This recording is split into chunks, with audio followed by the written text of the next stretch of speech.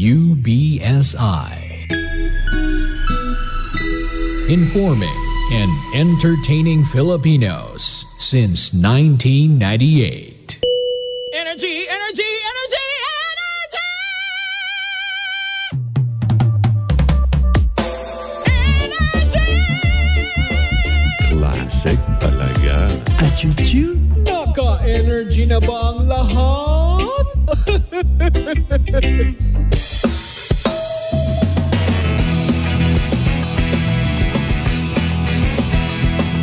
Ang pinakasikat na FM.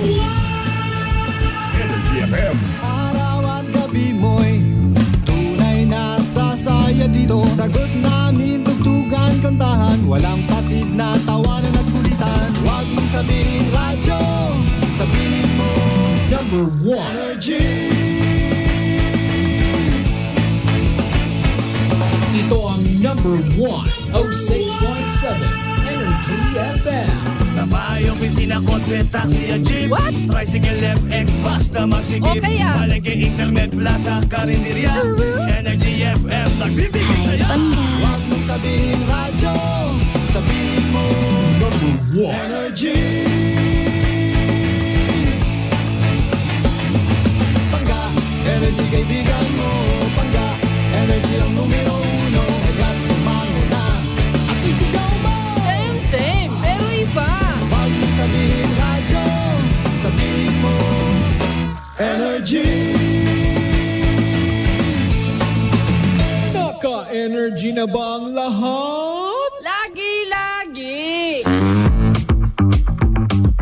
Ang pinakamakulit na girlfriend mo sa balat ng radyo. Isa magandang morning sa inyong lahat. Ako pa rin po nag-iisang girlfriend mo sa radio. My name is Lindsay. Makulit pero may puso. Handang makinig sa mga kwento mo. Alam mo, feeling ko kailangan mo na siyang iwan kasi it doesn't make sense. Ang kwento sa lihim ng liham.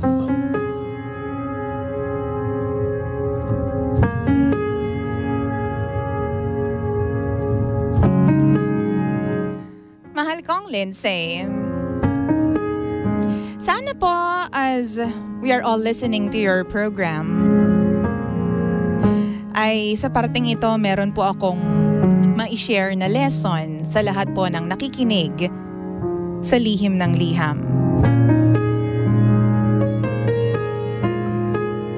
Magandang araw po sa inyong lahat.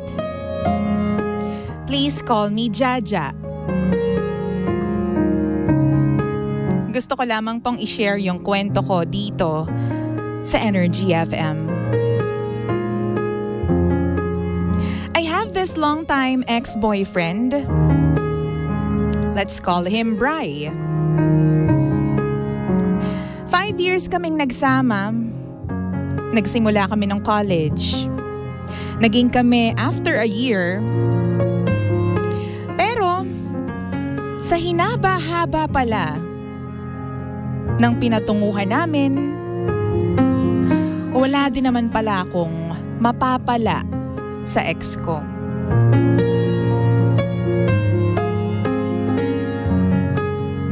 Naging good friends naman kami nung college.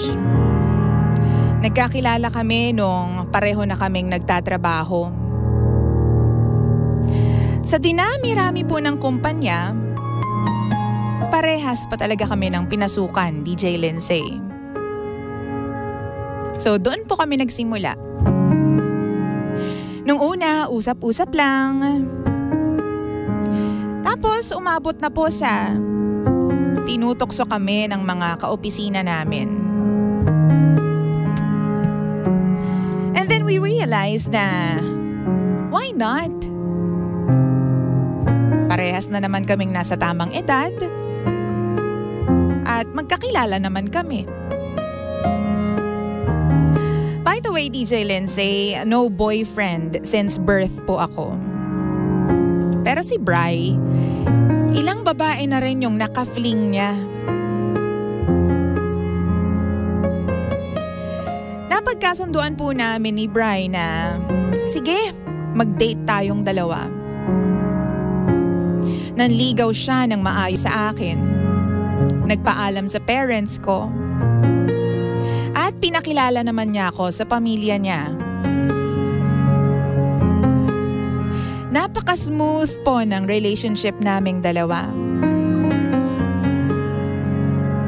Alam mo yung tipong nagde-date lang kami. Ginagawa namin lahat ng gusto namin. Travel sa kung saan-saan. Kain. At kung ano man yung ginagawa ng couples, ginagawa din namin. Sobrang okay po talaga ng relationship namin, DJ Lindsay. Kaya naman after some time, nagsimula po nung anniversary namin, things got serious, DJ Lindsay. Grabe po yung expectations ng parents niya sa aming dalawa. Lahat nagtatanong na kung kailan nga ba daw kami magsisettle ni Bri? Kailan yung kasal? Kailan kami bubuo ng sariling pamilya namin? Actually, pinag-usapan na naman talaga namin. Pero wala pang mga detalye. Kasi tulad ng sinabi ko kanina, DJ Lindsay, komportable kami sa kung anong meron kami. Sure naman din po ako na ako yung pakakasalan niya. Pero hindi ko lang alam kung kailan. Siyempre nung time na yon, ready na ako if ever tanungin niya ako. Any minute, diba? Bri, on the other side, seemed a little bit confused, DJ Lindsay. Sabi niya mag-start na raw po kaming bumuo kapag tumagal-tagal na kami. Sabi niya, unahin daw muna namin yung baby. Sumunod daw yung bahay. Tapos, saka na raw namin isipin yung kasal. Alam niyo po, ever since nakilala ko po yung boyfriend ko, alam ko na gustong-gusto niya na talaga magkaroon ng anak. That day, naging seryoso na talaga kami. Nag-usap kami na kailangan na namin magka-baby. So talagang nag-ipon kami ng pera. And then after a year, naging busy na kaming dalawa. Kaya naman, mas naging porsigido kami na makabuo na ng anak. Akala ko magiging okay na ang lahat, not until our 4th anniversary. Nagtataka siya. Bakit daw hindi kami makabuo? Hindi ako nabubuntis. So sabi ko sa kanya, baka naman hindi pa talaga time. But he kept on insisting na baka may mali. Kasi palagi naman namin ginagawa. So nag-decide po kami na magpa-check up. Confident naman po ako na okay ako kasi regular naman po akong dinadatnan. Pero gusto pa rin naming makasiguro. So nagpa-check up na nga kami, DJ Lindsay. 2 kami. And turns out na ako yung may problema. Hindi ako makapaniwala nung time na yon kasi bakit ako? Mukha naman akong healthy. Wala naman akong nararamdaman akong ano-ano. Tapos ang sabi ng doktor, may PCOS daw ako. Sabi pa naman daw yan. Gamot-gamot lang daw, ganyan. Of course, payag kami. So yun yung ginawa namin. Ininom ko yung mga gamot and regularly nagpa-check up po ako. Pero matapos po ang 1 taon, parang wala namang nangyayari. Tapos habang tumatagal, napapansin ko na unti-unti na ring nawawala sa akin si Bri.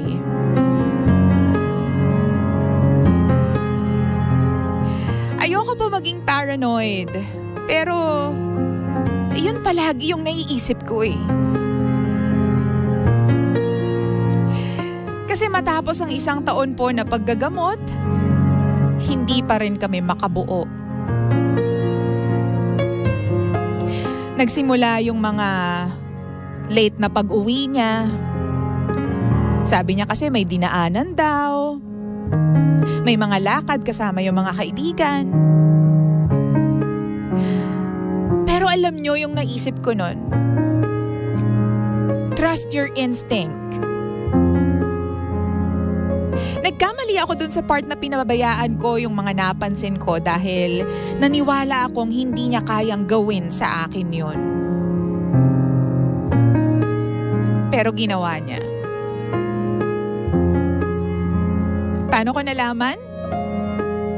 Nagsimula nung 5th anniversary namin. Kasi ang sabi niya, nawala daw sa isip niya na 5 taon na kami. Paano niya nakalimutan, di ba? Ina-expect ko noon na magpo-propose siya sa akin. Akala ko may surprise.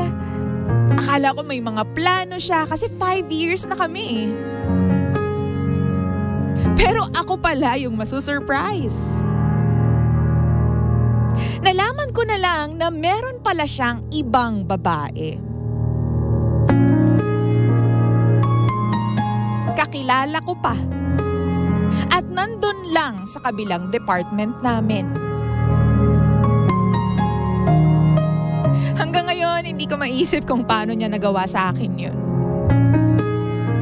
Hindi ko alam kung paano nila nasikmurang magkita behind my back. Knowing na halos lahat sa opisina namin alam na ikakasal na kami, na may plano na kaming magka-baby. Hindi ko ma-imagine. Si Bri yung nakipag-break sa akin, DJ Lindsay. Ang kapal. Nag-usap kami.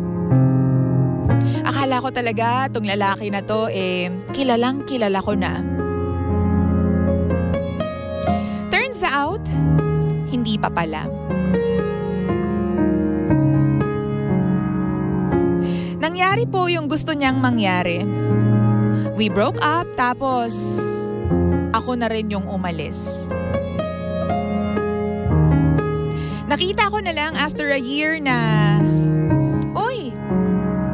kinasal na silang dalawa. Sobrang bilis naman. Habang ako, binubuo ko pa yung sarili ko. Siya naman, binubuo na yung pamilya nila. Grabe, di ba? Alam mo nung nalaman ko, DJ Lindsay, na kinasal na sila, hindi ko matanggap. Dumating ako sa point na gusto ko nang sumuko nung mga panahon na yun. Gusto ko nang tapusin yung buhay ko. Pero ang daming humadlang eh. Siguro nga, hindi ko pa talaga katapusan. Pumunta ako sa isang beach. Tapos 1 linggo ako doon. Kakain, iinom, makakatulog, kakain ulit, iinom ulit, tapos matutulog. And I met a lot of people. Hindi ko naman sila kilala talaga. One night, this specific night, DJ Lindsay, merong isang lalaki na sobra-sobra akong kinukulit. Amerikano siya.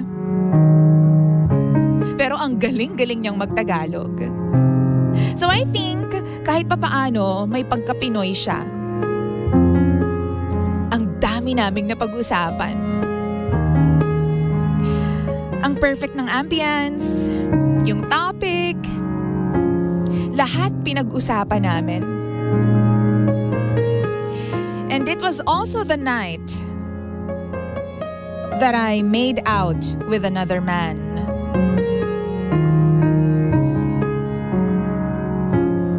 Akala ko nung time na yon sobrang laking mistake. Pero ngayon na-realize ko, DJ Lindsay, na blessing in disguise naman pala. It was just for one night. A single night, DJ Lindsay. Kasi 2 buwan after noon, ang sabi sa akin ng doktor, buntis ako. Surprise! Iniwan ako kasi hindi ako makabuo. Pero isang gabi lang, naging mommy na ako. Alam mo, minsan napapaisip ako ako ba yung may problema? O baka naman masyado lang maiksi yung sa kanya. Maiksi yung pasensya. Hindi ko alam, pero bakit naman tong American guy na to? Isang beses lang namin ginawa. Pero nabuntis agad ako. Now, nandito na po ako sa 2nd trimester. Ang bilis. Binago po ako ng baby ko. Nagkaroon ulit ako ng bagong pag-asa, DJ Lindsay. And I'm so excited for my little one. Kasi bubuhayin ko siya ng mag-isa. Excited ako kasi alam ko na kakaiba ang itsura ng baby ko. Kasi hindi naman po sa pagmamayabang, pero pogi ang daddy niya. Wala na po akong balita tungkol doon sa guy na yun. But I do hope and pray, DJ Lindsay, na sana maging okay siya. Na sana kung nasaan man siya ngayon, sana magkaroon man lang siya ng single idea na magiging daddy na siya. Pero kaya ko naman to. Hindi ko na kailangan ng lalaki. Ayoko na ulit masaktan. Gusto ko lamang din pong humingi ng advice kung ano po ba yung magandang idea para sa gender reveal. Nga pala, yung anak daw ng ex ko, lalaki.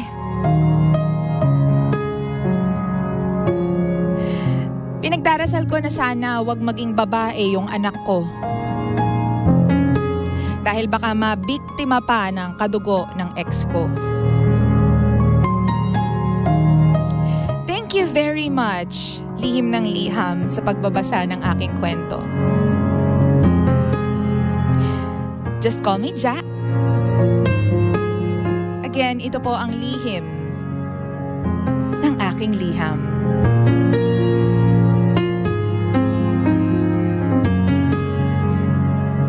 Lihim ng liham.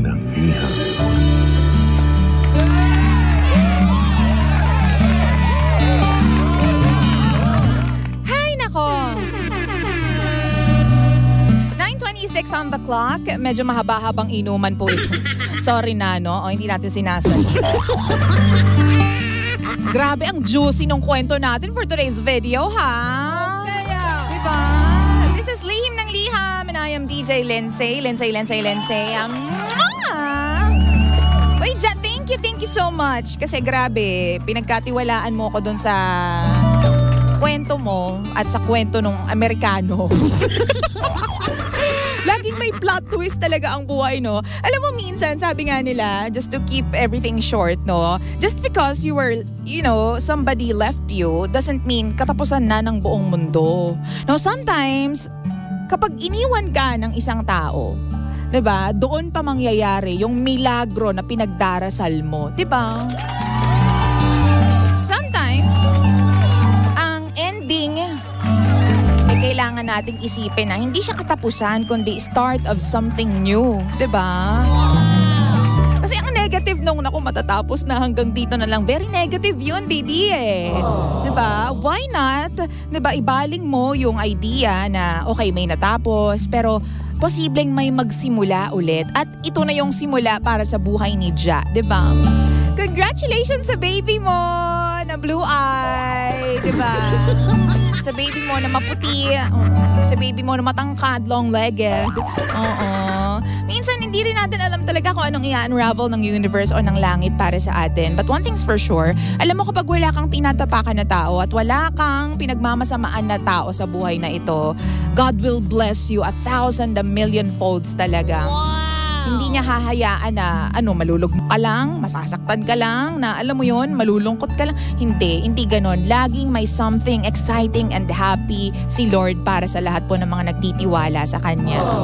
Okay, so ayun nga, hindi kayo nag-work out ng ex mo, fine. At least nalaman mo na hindi naman pala siya loyal. At saka erase ko lang ito ha, kasi ang dami-dami ko nang na-witness na kwento at about PCOS, no? Wag po tayong mawawala ng pag-asa kapag may PCOS po yung mga kababaihan. Kapwa ko girls, okay? Kasi I've witnessed a lot of stories na sinasabi nila, hindi na ako magkakaanak kasi may PCOS ako. It's not like that. Don't cry out loud, ate. Ang dami kong kilala, yung kapatid ko mismo, she was diagnosed na meron siyang PCOS. But look at her now, 2 na yung anak niya. Walang anything na medication, ha? Alam mo, sobrang nakakatawa. Alam mo, pinainom ng nanay ko sa kanya kasi provincial life eh. Yung nanay ko naniniwala sa mga ganyan eh. Yung paragis ba yon? Paragis? Alam niyo ba yon sa mga nandyan po sa mga probinsya? Paragis, yun yung tawag ng nanay ko doon. So, ang gagawin nun, parang papakuluan mo lang yung paragis, yung halaman na yon. Tapos, yung kinuluan nun, yun yung iinumin. Oo. Tapos yun lang yung ginagawa niya, iniinom niya yun everyday, parang ginagawa niya tubig kasi halaman naman yun para gising. Kung hindi ako nagkakamali, mag-comment po kayo kung alam niyo po yung halaman na yun. Okay, yung paragis. Tapos, after a while, nakabuo siya. Oo, eto pa, yung kasama namin dito sa istasyon. Again, she was diagnosed with PCOS, no? So for the longest time, alam niya na imposible. At natanggap niya na rin sa buhay niya na imposible naman ako magkaanak, ganyan. So, hindi na siya umaasa. Pero ginagawa nila nung jowaers niya, ganyan, yung the thing. Oo, no? Alam mo, hindi niya alam na buntis siya. Nalaman niya na lang nung manganganak na siya. Seryoso ako dito. I'm not even joking. Nalaman niya na lang parang after, kasi parang iba yung pakiramdam niya nun eh. Oo, pandemic days to.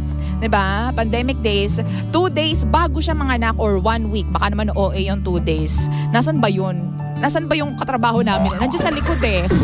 Malamang nakikinig yun.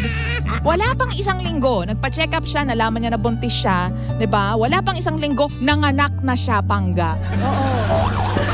Hindi ako nagbibiro. Kung gusto nyo, ipakwento natin kung paano nangyari. And surprisingly, healthy yung baby. Kaya alam mo yun, praise God talaga. Oo. Kaya huwag kayong mawawalan ng pag-asa kapag na, di ba? Kasi hanggang ngayon, naririnig ko pa rin may mga nakakausap ako. Mahirapan daw akong mahirapan ako sa pagiging babae. Like, sabi nila, hindi na ako makakapag-bear ng child kasi may PCOS ako. No. Sabi ko, lagi ko sinasabi, no. Ano ka ba? Bakla ka ng taon. Hanggat may matres ka, may pag-asa, bakla. Ganyan. Oo. Pag may PCOS, magpagamot, di ba? Kumonsulta sa doktor, magpagamot, at huwag mawawala ng pag-asa. Oo. Basta stay healthy kung alam mo na may mali kasi it's all about, adjusting your lifestyle din naman kapag may PCOS ka. I-adjust mo lang. May PCOS ka, di ko talaga alam dahil di naman ako expert, no? Siguro may kailangan kang baguhin sa diet, sa lifestyle, sa kung ano mang meron ka sa katawan mo. Pero huwag kang mawawala ng pag-asa. O, maraming dasal, mahal ko. Diba? Tapos, ito, basa tayo ng kwento, ng comments tungkol dyan sa ating story. Sabi po dito, Atski, kami ng girlfriend ko, 9 years na, hindi pa rin makabuo kasi may PCOS siya. But we're still hoping na makabuo kami. Yes, and continue praying. And wag tawag dito, magsiskip ng doctor's appointment, ha, friendship. Okay, sino nga yun? Si Atski. Hello!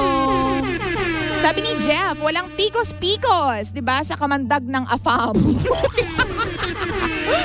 Hoy, nanunuklaw siya, B.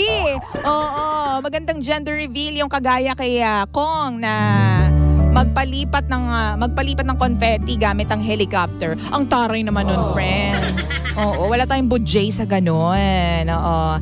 Sabi po ni Je sa Limbagat, good morning DJ Lindsay. Pinsan ko nga may PCOS pero ngayon 2 na rin yung anak niya. You see? Sabi ni Rowena, Ja, I like your story. Thank you. Aww. Sabi naman ni Rowena, mga Kias, I like the story, DJ Lindsay. Oo. Congrats. Ito po yung pinaka-favorite ko sa lahat ng stories ng Lihim ng Liham. God bless you all. Thank you. And, Cheche, ang 5 years talaga ay nakakatakot. Alam mo, somebody told me nga din that one, yung 3 years, 5 years, 7 years. Diba? Parang yan daw yung nakakatakot kasi pag odd numbers daw, hindi ako sure. Yan daw yung mga nasa danger zone yung relationship Oo, 3 years, 5 years, and 7 years. So, 7-year itch na tinatawag. Wow! May 5-year itch din pala. Nadagdagan na. Pinalitan na. Kanina lang, mga 2 minutes. Sabi dito ni TPC, walang pikos-pikos sa magaling magmekos-mekos. Hi! Nakakaloka kayo. Sabi ni MJ, Gungon, walang pikos-pikos. Di ba? Ayoko basahin yan. Sinabihan ako ng asawa ko kung may PCOS siya, mamahalin ko ba siya? Sabi ko, gawa lang ng gawa hanggang makabuo. Huwag! Taray mo doon, friend. Sabi ni Marie Faye, ang ganda po ng kwento, sing ganda ni DJ. Ano ka ba? Maliit na bagay. Gusto ko po yung reaction ng face mo sa maikli ang kala ko kung ano po yung maikli. Ha. Alam mo, talagang yun yung sinabi, maikli yung pero syempre, ayoko mawala ng trabaho, di ba? Hindi ko na lang sinabi dahil KBP is waving, di ba? Thank you so much. Sabi naman ni Romnick, Ate Lindsay mo, pabati naman po kami dito sa Naga City, Camsur. Get well po din sa baby lander ko na nasa ospital ngayon, nagpapagaling. Ayan, magpagaling po lahat ng mga nasa ospital and I wish and pray na sana maging comfortable kayo sa inyong kinalalagyan ngayon at gumaling po kayo, di ba? Sabi naman ni Cheryl, yung hipag ko nga may PCOS pero kambal pa ang anak niya. Wow, grabe naman yun. Panganay at bunso, kambal. Seryoso ba? Panganay at bunso, kambal? Ang taray naman nun, friend. Wow! Paano nangyari yun? Advice naman dyan, Tips naman dyan. Wala kasi kaming lahi ng kambal Sabi nila nasa lahi daw yan. Oo, ganyan. So, paano? Oo. Ay, nakom. Nakakatuwa naman po, sabi ni Estong, nakakatuwa naman na ikaw, DJ Lindsay, watching in Taiwan kahit nagwo-work po ako. Hello sa mga nandyan po sa Taiwan. Mabuhay po kayo. Ayan. And that is it. Thank you so much. Basta yun lang yung masasabi ko dahil napakahaba ng story natin. ikaw ay isang, living testament na hindi lahat ng natatapos, alam mo yon, malungkot, diba? Siguro for a bit, malulungkot ka, diba? Parang ano naman yun, hindi naman ka panipaniwala yun. Nag-break kayo ng jowa mo, kasama mo for 5 years as hindi ka malulungkot. So, posible naman talaga at given na yon, may malungkot part, but, hindi naman araw-araw umuulan, sabi nga nila, wow. Diba? So, maybe may mag-i-end pero dapat tingnan natin siya on a more, positive way.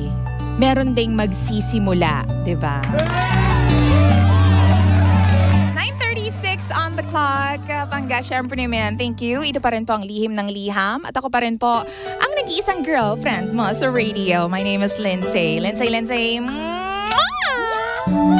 Giving you something from Regine Velasquez. Alcacid, this one is called You Made Me Stronger sa Energy FM. Hard to believe I'm okay.